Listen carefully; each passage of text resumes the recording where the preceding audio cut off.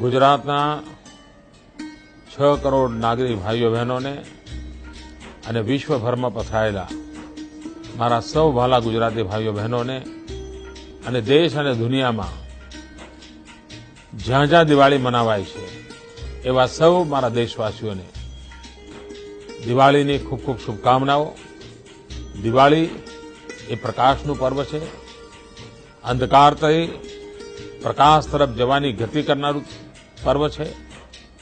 પ્રભુ રામચંદ્રજી લંકા વિજય કરીને અયોધ્યા ગયા અને અયોધ્યામાં જે રોશની થઈ, જે દીપ પ્રગટાવવામાં આવ્યા, એ દિવસથી આજ સુધી દિવાળી મનાવવાની પરંપરા છે।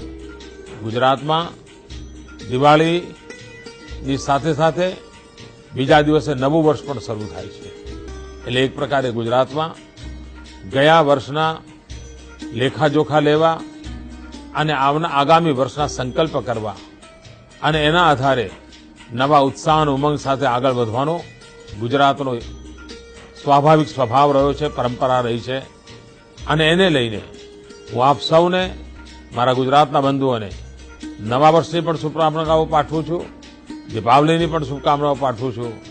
અને હું પરમાત્માને પ્રાર્થના કરું છું કે આપના પરિવારમાં સુખ, સમૃદ્ધિ, શાંતિ સદા સર્વદા બરકરાર રહે અને આપ પ્રસન્નચિત્ત આપણા ગુજરાતના વિકાસમાં ભાગીદાર બનો।